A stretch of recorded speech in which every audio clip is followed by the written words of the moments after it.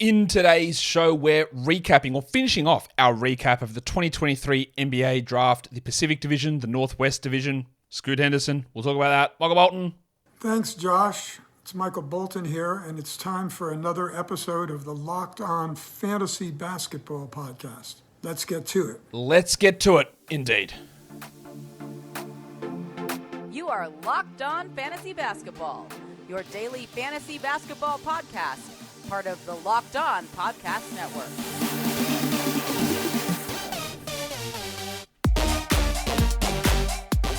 Hello and welcome to the Locked On Fantasy Basketball Podcast, brought to you by Basketball Monster. My name is Josh Lloyd. I'm the lead fantasy analyst at basketballmonster.com, and you can find me on Twitter, as always, at redrock_bball. On TikTok at redrock_bball, and on Instagram at Locked On Fantasy Basketball. Today's episode is brought to you by Prize Picks. First-time users can receive a 100% instant deposit match up to $100 with the promo code Locked On. That's prizepicks.com, and the promo code is Locked On. Thank you for making Locked On Fantasy Basketball your first listen every day. We are free, and we are available on all platforms. So, wrapping up our NBA draft recaps, we've done 4 of the 6 divisions already. We did Victor Wembanyama and the Spurs and the Southwest Division and the Central Division yesterday. And today we're doing the Pacific Division and the Northwest Division, which does include, of course, old mate Sterling Henderson going up to Portland. Let's talk about it. Warning. Let's get it on, Gilly. All right, let's talk about the Denver Nuggets, who made a concerted effort to get multiple picks in this draft, and they had a very clear strategy. I can sort of agree with some of the strategy. I don't think that going all in on that strategy was the best use of what they could do. And their strategy was, we are going for old college players with, I think, low upside who fit specific roles. Okay, I get that. I get where you are. You just won the title. I get that you had success with Christian Braun, who's not as old as any of these guys. Still like a little bit younger compared to these players. I get that you are trying to maximize your title window. But as I've said many times, just because a player played 4 or 5 years in college, that doesn't mean they impact winning faster in the NBA. It doesn't. Most of the time, those guys are worse players, and the reason they didn't come into the NBA earlier is because they weren't good enough to do that. And the reason they were able to come into or they're getting drafted now, is because they were 23 years old playing against 18-year-olds in college, which is a big difference. I've got no problem with some of their picks. I just think as an overall strategy, just going exclusively for these guys who you not claim, because I don't know what they claim, but the strategy seems obvious from the outside that they are trying to win now. I know they already won, so that did work, but they just would have taken some flyers on some other guys. You've got the ability to do that, because there is no guarantee that some of these players, especially the guy they took with their second pick, is going to be anywhere near NBA ready. Honestly, I'm not sure that they are. But let's talk about what they did.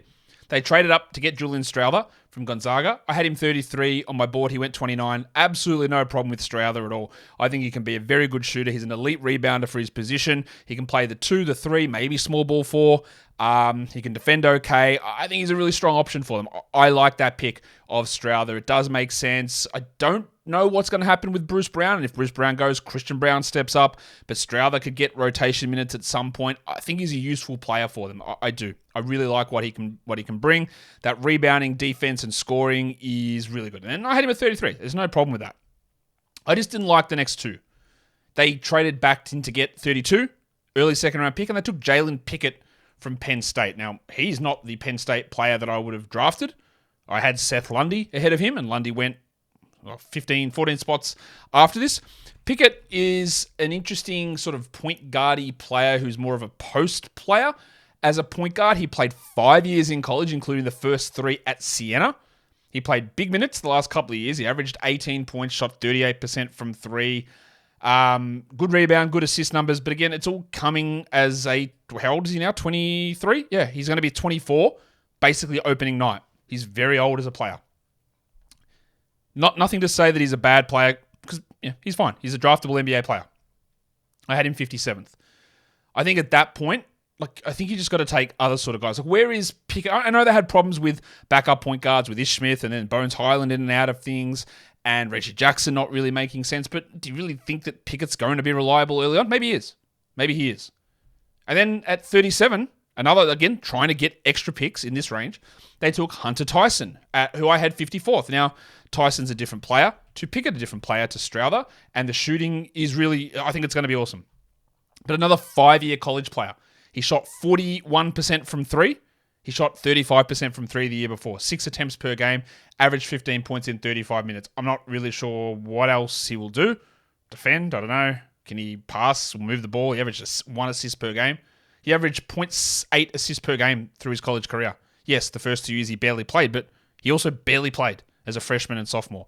So the shooting is good, but that is strictly a role player. And again, you can say this team is ready to win now.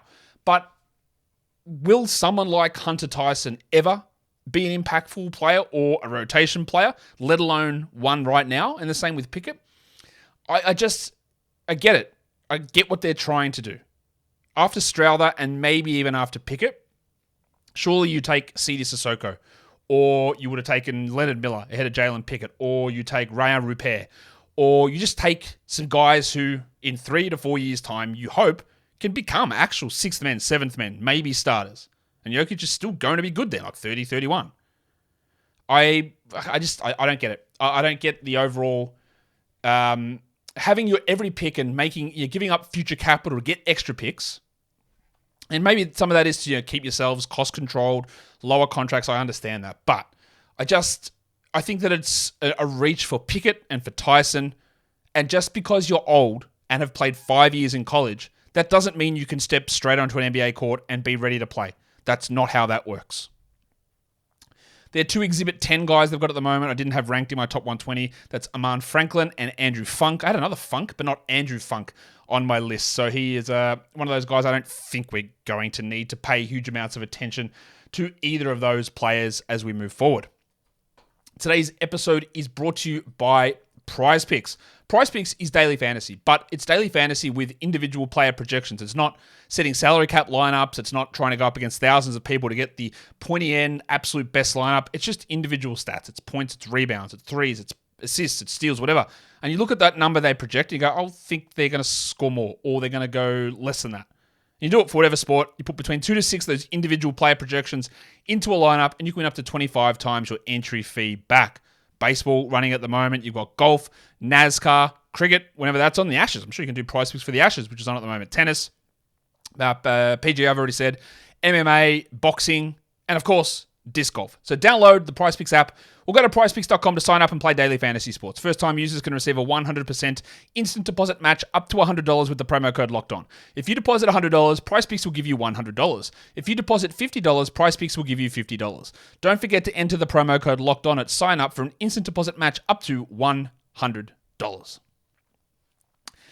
Let's go to our next Northwest team. We're going to Minnesota, and I love what they did, because I was very, very high on Leonard Miller. Now, NBA teams seem to disagree with me, and I talked about what seemed to be a undervaluation of the G League in yesterday's show. Maybe I'm wrong on this. But Miller put up big numbers as an 18-year-old in a professional league, averaged 18 and 10. The shot, maybe it never comes around, but this is a guy that was a guard who's grown into a big body, which is always an interesting indicator for future success. He can handle a little bit. I think he can finish okay. Defensively, I'm not sure how he protects the rim, but I don't think you should care.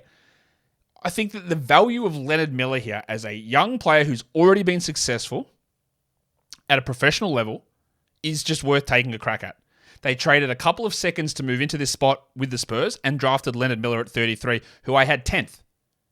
I think there's still significant upside in Miller. Now, how much is he going to play on this team that has Jaden McDaniels, Karl Anthony Towns, Rudy Gobert, Kyle Anderson, re-signing Naz Reid today? I'm recording this a day in advance. But we know NBA teams switch things up, and in 3 days' time, Towns maybe isn't on this team, or Gobert is dumped somewhere else. I don't know. I've got no idea. But there is no reason to me that Leonard Miller cannot be a future starting power forward in the NBA. I think he can. I think that it's just, and again, you're talking about early second round. It's a massive steal for the Wolves to come into this with very little in terms of draft capital and come out of it with a guy that, let's say at the very least, like I had him 10th. Yeah. Is that aggressive? Sure. But at the very least, he's a top 20 sort of guy, I would have thought. NBA disagreed, but they also disagreed that Cam Whitmore wasn't a top 19 player. He went at 20. So who knows? Who knows? They also agreed that Nikola Jokic wasn't a top 40 player in his draft. Not comparing, I'm not saying that's the same thing, but I just think that this guy, Leonard Miller, fell too far. At 53, they chose Jalen Clark, who I had at 59. Excellent perimeter defender out of UCLA. Really big steal rate coming in, but dealing with an Achilles injury. I'm not sure how much we see him at all this year, but in terms of like the role that Austin Rivers, Nickeil Alexander-Walker, those sort of guys played, like less so at Jalen Noel, but same position, different role. Clark can become, I think, a future rotation player. Is there any reason that he couldn't have, if he was healthy, but he's not, couldn't have had like a Herb Jones maybe type of impact as an elite perimeter defender with a wonky shot? Maybe. I love them getting him at 53 there and just seeing what happens. They're two Summer League guys I didn't have ranked, and that's Brendan Adams and Chris Bankston. Again, not needing to pay attention to them at this point. Let's go on to the Oklahoma City Thunder. They had pick 12 and traded up to get pick 10 from the Dallas Mavericks, and in doing so, they absorbed the contract of Davis Bertans. And then at pick 10, they took a guy that I had at 9 on my board, Cason Wallace.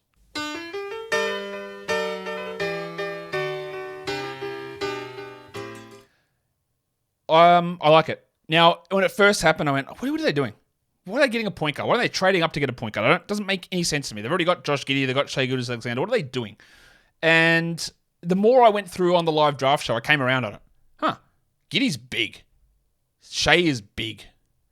Just, is Wallace a future starter? Well, it won't be this year. I don't think so. But I think that, again, we talk about Kentucky guard upside. They already made that bet on Shai, and it worked out pretty well. I just think getting Cason with that excellent defense, offensive upside, decent size, decent vision, you can start him, Giddey, and Shai all together. And you can say there's only one ball, true. But Cason Wallace isn't a player that needs gigantic usage to succeed. Shai is, but Giddey isn't either. Just ball movement, smarts, driving, defense. I like it. As you're well aware, if you've listened to this show or watched this show and watched this channel before, I don't think that Lou Dort is a long-term NBA starter. I think he's going to be out of a starting job really soon. And I think that their future is Wallace, Shai, Giddey, Williams, and Holmgren, not Dort. So if you're going to replace Lou Dort, having the defense of Cason Wallace, playing bigger with Giddey playing a little bit on the wing as well, I am coming around on this a lot. Didn't like it at the time because it didn't make sense. And I thought about it a little bit more, and I do like Cason. I had him at 9. I really like Cason. I had him ahead of Anfernee Black personally, and I think this is good value for them. Their next pick was Keontae Johnson at number 50, a much older player, a chunky wide wing sort of guy who's got some shooting ability, just a smart player. And one of the guys I would compare Keontae Johnson to a lot in the pre-draft process was maybe he can work his way to be a Kenrich Williams on a team. Well, now he moves to the team that actually has Kenrich Williams. So maybe they view it the same way. That Keontae can be that guy that plays at the 3, the 4, small ball 5, does little things, works on his shot, passes, defends, impacts winning. It's pick 50. They've had success with low picks. Aaron Wiggins, currently on this team at pick 55, has been a success story as well. So while I'm not a massively high guy on Keontae, I think that's okay value. A couple of interesting players in their undrafted signings or one of their Exhibit 10s is Caleb McConnell from Rutgers. I had him at 79, just one of the worst offensive players you'll see, but one of the best defensive guys. Just think, I know the name gives them similarity, but TJ McConnell just is a worse offensive player than TJ, but he's an unbelievable defender. And sometimes for fantasy as well, that can get interesting because of that high steal rate. So Caleb McConnell's that. Adam Flagler from Baylor, I had him at 55. I thought he was a draftable player. They grab him with an Exhibit 10. He's got a chance of maybe getting a two-way there and developing. Like some of their backup guards, I know they brought in Cason, but like I'm not a fan of Trey Mann as a player. And Flagler, I think, can be an interesting shooting, ball-moving guard who's a third point guard, maybe second point guard. Other 3 Summer League guys they've signed so far, Tanner Groves, Justice Suing, and Hunter Maldonado. Didn't have those guys ranked, and I don't think that there's a huge level of importance in them. Let's go to the Portland Trailblazers now. Jesus God, Sterling. Yeah. The guy that I had second on my board was Scoot Henderson. They got him at number 3, and now we have the questions. What does this team do? It is an absolute no-brainer if you haven't worked out a trade to take Scoot Henderson there at that spot. Now, I don't know whether Scoot's going to be the second best player in this draft class. I think he is at this time. Very, very easily, I think he is. But that doesn't mean that he works out that way. And I will continue at this point. I still will criticize Charlotte for passing up on Scoot. And in 3 years' time, that might look stupid or it might look brilliant. I don't know. Portland could not pass up on Scoot. I know that at the moment, all of their prospects and stars are in the backcourt. They're all the same sort of size and players. Not necessarily size, but the same position. So for a fit situation, yeah, it makes no sense. None whatsoever. But this team is bad. They've been bad for a while, and their current ceiling is not particularly high. So you just do it. Like Scoot Henderson, to me, would be a number one pick in many, many years. Getting him at 3, you just have to do it. And whether Damian Lillard's going to cry about it or passively, aggressively complain about not getting a win now player, if no one was willing to pony up the value of a number one overall type prospect, which is what I think Scoot Henderson is, then the Blazers, yes, they do have some level of commitment to Damian Lillard, but the commitment and the loyalty they showed to him is the fact that his contract is going to pay him $60 million in 3 years' time when he's going to be worth nowhere near that. That is the point of the contract. That is the value there. They can't say, well, sorry, Dame, I know you want to win, you want to get someone in now. They'll be derelict in their duty to the owner and to the fan base because in 2 years' time, Dame's getting paid 60. You can't build a team around that any good, and it won't work. So you could have traded number 3 straight up and gotten someone who was, let's say the same value as Jeremy Grant. I know he's already on the team.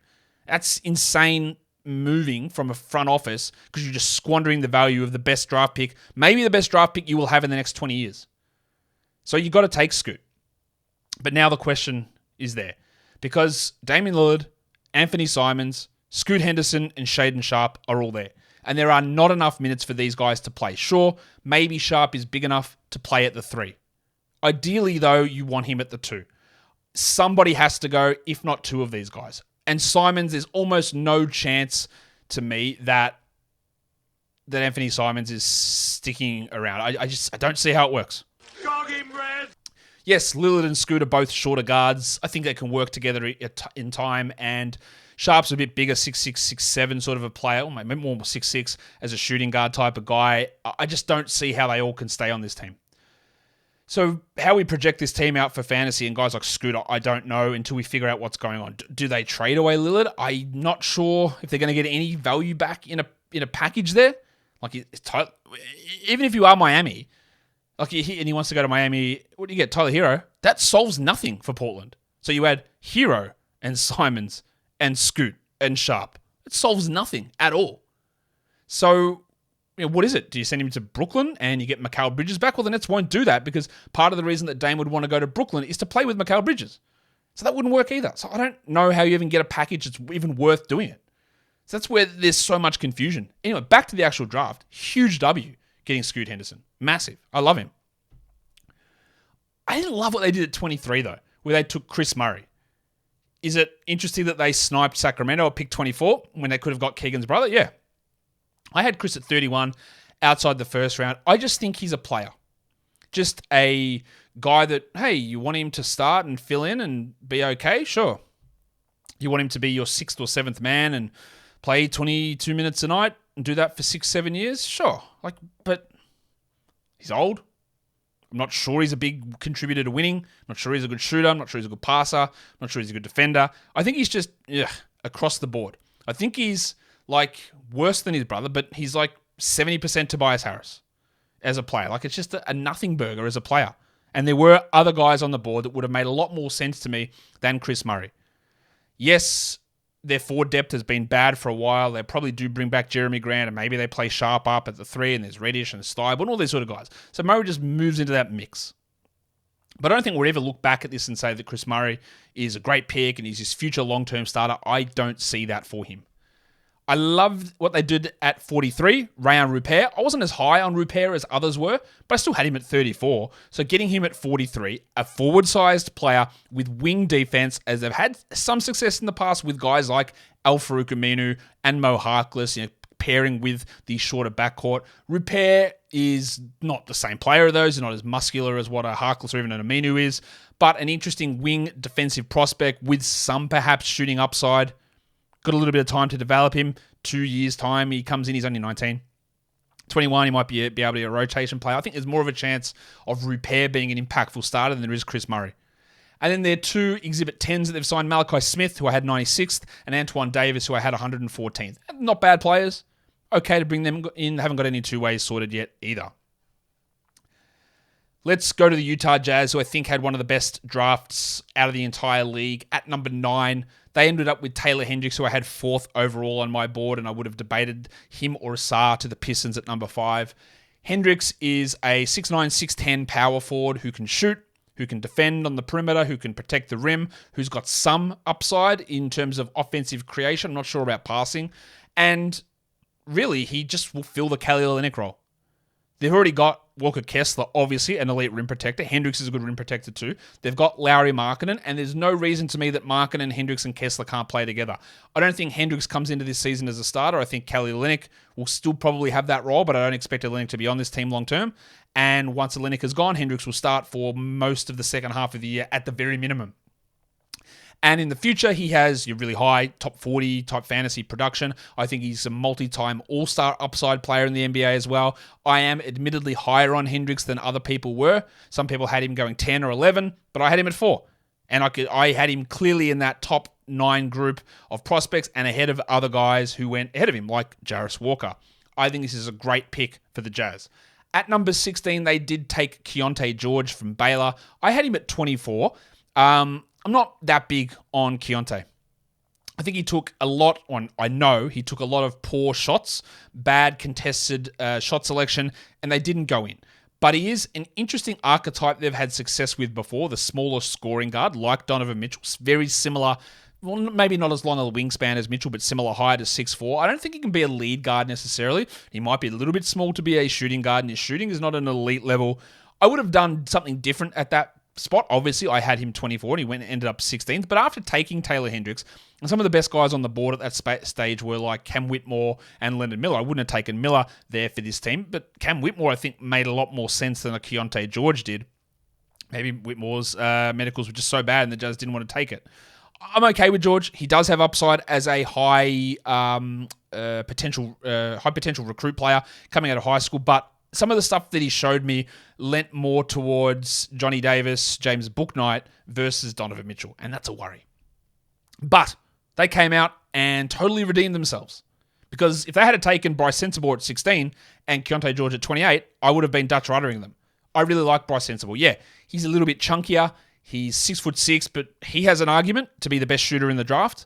He shot 43%, I think it was, from 3 at Ohio State. He's a high-usage player like Keontae, but his shots went in. And I do think that he can scale back the role enough that it makes sense with this team. But also, Lauri Markkanen's not a 35-usage player. Like, Sensabaugh could be a guy that starts. Maybe they'd hope that George and Sensabaugh are their 1 and 2 of the future. I don't know how that really works with George at the 1, but Sexton's not the answer, I don't think. Yeah, Bryce is a guy who can have some interesting rebound numbers. Maybe we'll see what the passing, defense is a problem, knee issues, all that. Massive steal to me at 28 for Sensabaugh. Absolutely love that. Their other stuff, no second-round picks. They're two-way Joey Hauser. I'm not excited about him. I think I had him ranked last out of every player I ranked. Exhibit 10 on Tavion Kinsey, who I had 100th. That's not bad. And there's summer league guys. Nick Ongenda, Kihai Clark, don't know how to pronounce that guy's name. Keyshawn Justice and Ed Croswell. Don't have really much to say about those guys. That's the end of the Northwest Division. Let's look at the Pacific Division, and we'll start with the Golden State Warriors, who at pick 19, they took Brandin Podziemski from Santa Clara. I had Podziemski at number 15 on my board. Just one of the most beautiful-looking statistical translations coming out of college. Scoring, rebounding, three-point shooting, assists, steals, free throw shooting, free throw attempt rate, three-point attempt rate, everything was excellent. Offensive bucks plus minus, defensive bucks plus minus, everything was great. And he's probably not going to have an impact immediately with Chris Paul, Steph Curry, Klay Thompson on this team. Moses Moody's still around. But Podziemski is a really interesting longer-term dynasty player for fantasy. We know that Klay and Steph and Chris are old. Yeah, varying degrees of old, but they're all old. And in 3 years' time, you would think that Podziemski's got a chance to be a starter and be a pretty interesting impact player. And at pick 19, a guy that he might not ever make an all-star team. He might not even come close, but he's got some upside to do it. and he's got an ability to contribute in multiple areas. Now, I think he's a little bit small. He's 6'4", 6'5". He's not totally short, but he's a little bit sort of slim and narrow. He's super confident. He can do stuff handling the point, playing off ball as well, which will get him minutes immediately on this team to a degree. It might be 10 minutes or so, but there are a lot of guards there. But he'll have a crack somewhere. And then at 57, they traded back into the draft to take Trace Jackson-Davis. Now, there were people who had Jackson-Davis at insane positions on their board. Number 4, I saw someone have him. Well, number 2, actually. Some people having him in the 20s. I didn't buy that. But he was insanely productive in college, and we're going to talk about Podziemski having excellent fantasy translations. Jackson-Davis probably translated in the top 5 in terms of just pure fantasy numbers coming across. Part of the reason that I'm not particularly high on him, I had him at 44, is he's old. He's 23. And those guys who really step up and start to dominate at that really advanced age level, the way that Jackson-Davis did, when they are undersized, I am skeptical that can translate to the NBA. Look, he put up good numbers for 3 years through college. I think he should have probably tried to come out after his sophomore year, but he was able to average almost 3 blocks a game, 11 rebounds, 4 assists, and 21 points this season. He doesn't shoot threes at all. That's a problem. Under 70% free throw shooter, that's a problem. He did block a lot of shots, but I'm not sure he's going to have that success at 6'9" in the NBA. So I think he's a guy that dominates college, but maybe doesn't bring that across to the NBA. Now, they've got perfect examples to learn from. Kevon Looney, Draymond Green. Smaller, undersized centers who make it work with smarts, and maybe Trace can do that. So I think it's a great situation for him to go to. He's going to get a guaranteed contract and not a two-way as well. And he does have actually really high fantasy upside strictly on translation. But the fact that it's such low draft capital, but more importantly, the fact that he's 23, and I'm not sure all those things translate across, very similar to, say, Jordan Bell or former Warrior legend, or even like a Brandin Clark, who had these big block numbers and defensive numbers in college as upperclassmen, and it didn't really translate across to the NBA. So I'm a little worried that Trace might fall into that grouping.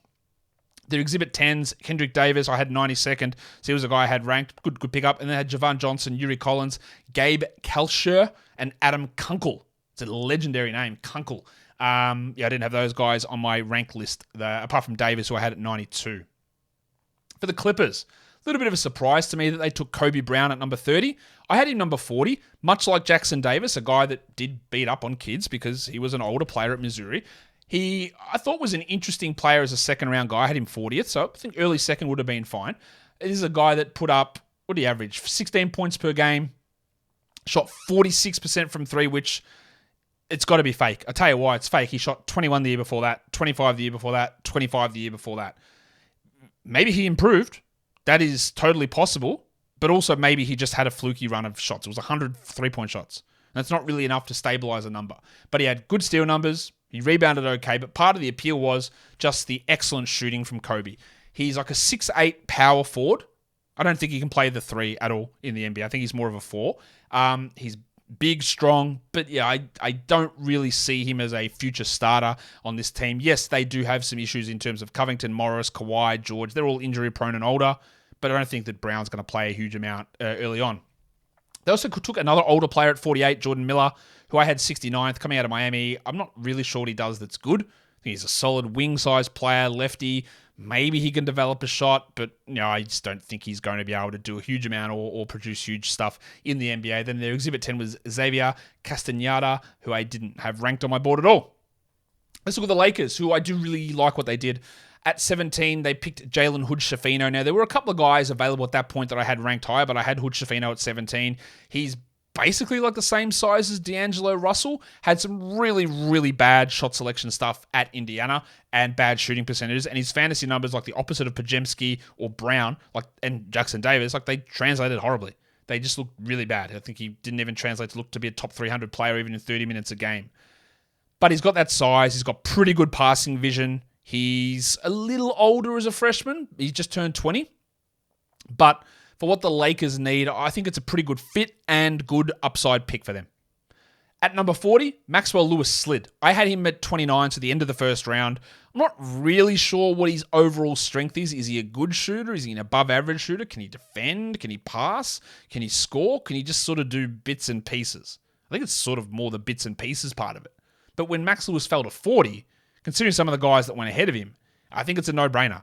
You've got him and Max Christie on this team who sort of can work to develop to be maybe backup guards / wings or even as a starter at some point in the future. With Troy Brown, you're holding one of those spots, who knows? But their development of getting these later guys is really, really strong. Obviously, Austin Reeves is going to get paid this offseason. So I love what they did with Maxwell Lewis and Hood-Schifino. And then their two-ways and even their Exhibit 10s, I really like as well. Demoy Hodge, I had 61. Shooting guard out of Missouri. Great steal rate coming out of college. That often translates well. And they have had, you should always look at the Miami undrafted players, but you should always look at the Lakers undrafted players. They've got a fantastic track record of these guys. So Demoy Hodge and Colin Castleton, who I had 58th. Big man from Florida who also translated across really well for fantasy. 58th on my board, Castleton. Just two names if you are in dynasty leagues that you want to pay attention to. The fact that they translated both really well, Hodge and Castleton, the fact that they're on two-ways and not just Exhibit 10s, and the fact that they joined the Lakers is something you should be really interested in, and I think they did a great job. And then the two Exhibit 10s, Damian Bohr, who was 98th, and Alex Fudge, also from Florida, I had 77th. So I just grabbed all ranked guys. Those Exhibit 10 guys will get a chance to make the roster, otherwise they'll end up in South Bay. I just think just extra undrafted guys who all have a chance, I think, to be NBA rotation players. Just another W for the Lakers scouting department. For the Suns, well, they didn't do a huge amount. They did have pick 52. There was some confusion on draft day where Shams was saying, no, that's going to the Wizards. It didn't. It went to stay with with the Suns. And they picked Toumani Camara from Dayton out of Belgium. I had him 48th overall. An older prospect, but good wing size player who can defend a little bit, pass a little bit. They're going to need these players. And one of the guys that I always thought he compared well to was Torrey Craig. And the Suns obviously have Torrey Craig, getting a second-round guy on a cheap contract that can maybe fill in and play some rotation minutes at some point during the season, which they're going to bloody need. Yeah, Camara can at least do that, maybe not this year, maybe the year after. Really solid pick for them there at that spot. Fits what they need as well. There's summer league guys, Trey Jameson, Marcus Carr, and then Grant Sherfield, who I had at 103. I didn't have those other two guys ranked, but I had Sherfield there. They're okay. The Suns don't do huge amounts in terms of scouting. They often go into the year with 14 guys on the roster and no two-ways, so just don't be surprised because they just don't care at all. With this current front office and ownership group, and even the past ownership group, they don't care about young players or developing guys at the back end of the bench. That's just not what they're about. The last team we look at is the Sacramento Kings. Actually, I have some criticisms of what the Kings did, but overall, some interesting picks or some good picks. I didn't like the fact that I'll tell you, and I think it's a little bit of PTSD here with them, is that they had pick 24, and they traded it away with Rashawn Holmes for nothing. They just said, here, Dallas, take it, because we want to clear cap space. Now, the last time the Kings did that, they ended up with an unprotected pick swap and another unprotected pick going to the Sixers so they could clear cap space to sign Rajon Rondo. And we all know how terribly that worked out. This is a different front office, but I'm still a little scarred from that situation. You'd have to be unbelievable, and we'll wait, because if they don't get anyone in free agency, then I will rip the shit out of them for doing this. But maybe they do. Maybe they bring Draymond Green. Maybe they bring in the future MVP Kyle Kuzma to be a starter next to Keegan Murray. Maybe they do that. And they needed to clear that cap space to do it. But they also have that record of firing that shot too early in the past, organizationally, not front office-wise, and it not working out. So we will see what that ends up doing. But in terms of what they did actually do, Colby Jones at 34, involved in one of the 10 million Boston Celtics trades. I like it. Much like Maxwell Lewis, Jones is a little bit of you're a little bit older as a prospect. You play at the 2 and the 3, and you can sort of shoot, and you can pass a little bit, and you can defend a little bit, and you've taken some steps forward. But what are you good at? What's your NBA skill? I think your NBA skill is being good. And that's sometimes not really a recipe for success or elite upside, but it's a recipe for hanging around. He can probably play the 2 and the 3. Maybe if, say, Terrence Davis doesn't return, he sits into a role there, backing up even Keegan Murray, backing up De'Aaron Fox and playing alongside Malik Monk with some defensive size and driving and cutting ability. He's a good pick. I like trading in to get Colby Jones. I had him at 30. Good stuff. The other one I really like for them is Jalen Slauson, an older player, lower level competition, playing at Furman. I had him 43. He went at 54 to the Kings. Now, we talk about their lack of forwards and wings, and they were starting Kaziok Parler last year. Yeah, Casey Okpala, and some other guy, Chena Maniki. Like, seriously, bro? Like, you're starting these guys or playing them rotation minutes. I'm not saying that Jalen Slauson's going to be their starter or going to be a rotation guy, but this is a guy that put up amazing numbers at Furman. Huge sort of defense. Yes, lower level competition. Did it with, as an older player as well. He's 23. Will be 24 at the start of the year, so that's not great. But he averaged, 1.5 steals, 1.5 blocks, 7 rebounds, 3 assists, and shot 39% from 3. Now, last year he only shot 31% from 3, so that's a bit of a concern, but he's been close to 80% from the line the last 2 seasons. So I think there is some shooting upside. He's not a high usage player. He's just a weirdo guy that can pass, rebound, defend, protect the rim, shoot a little bit. And as a forward who's 6'7", 6'7", I think it's perfect for him. And you get him at 54. I would have loved the Suns, as well, as much as I like Kamara at the Suns at 52, I would have loved the Suns to take Slauson there. He's got an ability to turn into, let's say, like a worse passing Kyle Anderson. Is that sort of weirdo player who has got good size and just does shit that works. And I think that's sort of where Slauson fits. So I really love that selection of him. Their Exhibit 10 guy, Jake Stevens, I had 85th on my board. He had, without any bullshit here, the single best fantasy translation of anyone in my 116 player database. I translate everyone across in terms of looking at all their numbers. You have factors on it that translate college across and minutes and all that sort of stuff. And then it's pace adjusted. We do it per possession adjusted. Then I try to translate into if this player jumped in as a rookie with these translated numbers, team context not paid any attention to. How would they rank in fantasy? And Stevens ranked number 1. His stats translated better, nothing age-related here, translated better than Victor Wembanyama's, actually. How? How did he do that? And you'll say, well, this is crazy, Josh. Well, let me tell you what he did. He averaged 22 points a game. He shot 55 from the field, 41% from 3, making over 2 threes a game. Oh, by the way, he's 6'11". He shot 82% from the line on almost 6 attempts per game. He averaged 10 rebounds, 3.5 assists, a steal, and 2.2 blocks. Have you ever seen a 9-category player? Because that is what he was at Chattanooga. Now, it is Chattanooga. It's Chattanooga. He's 23 years old. It might not ever work in the NBA at all. But those numbers were elite. Elite. So he's got to be at least... He's not on Exhibit 10. He might end up playing for Stockton. He might get a 2-way. But he could easily jump in and be like a backup center, third-string center ahead of Neemias Queta. Or they've got Trey Lyles there and they've got rid of Rashawn Holmes. He's definitely a name that you want to pay attention to.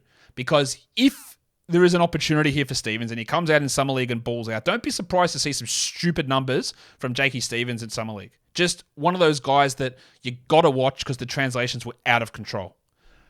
The other guy I really like, number 1 is his name, is Justin Mutz. Love the name. Excellent name. I had him 71 on my board and he's only signed on the Summer League deal. He's someone to watch in Summer League. Interesting sort of wing player who's just got strength and tenacity that I think is useful on an NBA team. And the other one they brought into Summer League is Dane Goodwin, who I didn't have ranked, and I don't think we need to worry about too much. And that will do it for me today, and that will do it for all of my draft recap shows. Follow this podcast, Apple Podcasts, Google Podcasts, Stitcher, Spotify, and on the Odyssey app. And if you are here on YouTube, thumb it up and leave those comments down below. Guys, we are done here. Thank you so much for listening, everyone. See ya.